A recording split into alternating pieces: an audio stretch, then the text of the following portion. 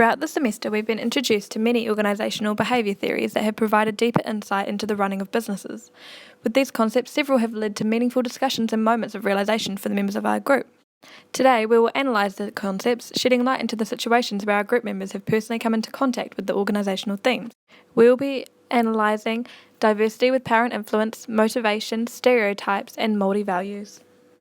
A stereotype is an inaccurate, preconceived belief that sometimes simplifies or exaggerates the inherent characteristics of a social group. The reason why we have stereotypes is that when we encounter unfamiliar people or things, we unconsciously rely on the stereotype to define them. Because everyone's perception state and cultural level are different, stereotype can cause perception problems. The first problem is that it is not accurate.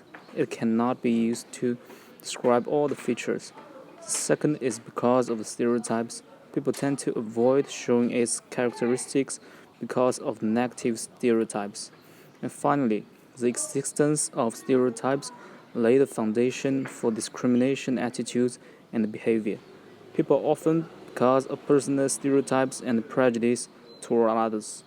One of the measures is to correctly understand the existence of stereotypes and feel their negative impressions, so that when making decisions, we can consider whether stereotypes affect our decisions and actions.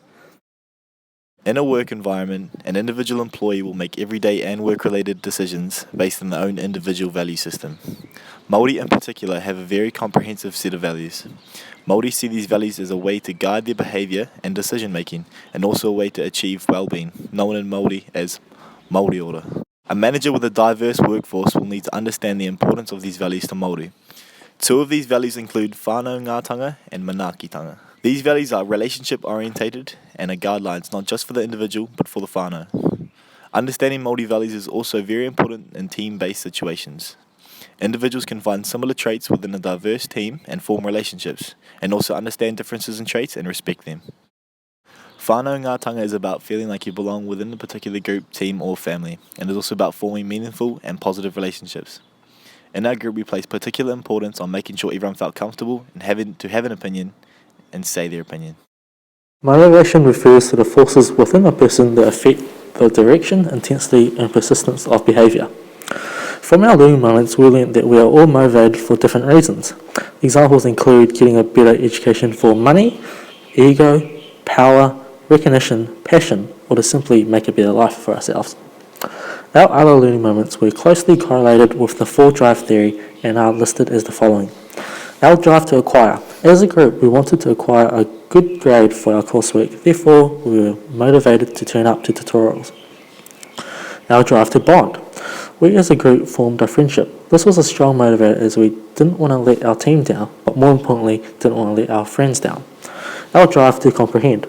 When we were put randomly into our intercultural groups, we knew nothing about each other, so we were motivated to talk to each other. Protecting ourselves, our beliefs and values are all components of the drive to defend. The learning moment that came to mind was when we had to defend ourselves when joking around with each other. Our learning moments have shown that motivation plays an important role in every aspect of interaction within our intercultural team. One intercultural concept that we chose was diversity, which is a range of diverse individuals and includes differences such as gender, ethnicity, and education. It can create a productive and integrated learning environment and relates to the OB theme of power and influence. I find it interesting that those in Western countries have a lower context than those in Asian countries regarding conversations, so people in New Zealand are more likely to vocalise and explain opinions, whilst those in China rely on body language and tone to portray meaning. We witness this within our own group. Victor and Aaron are more vocal than Jin, who relies on body language and expression. Nicola also witnessed this power and influence diversity in her workplace, where her team is made up from people from Ireland, England, Guatemala, Italy, Korea, India and the Netherlands, resulting in a range of leadership preference and diversity in experiences, education and preferred work environments. For example, some employees require incentives while others prefer recognition for their hard work. The diverse nature of the group allows for different perspectives. A point where we could have improved looking back on it now would be our communication about important information such as deadlines, goals and our attendance. While using humour was great for bonding, it had its drawbacks, e.g. reduced productivity in our group meetings. This is bad behaviour that we would like to change for next time.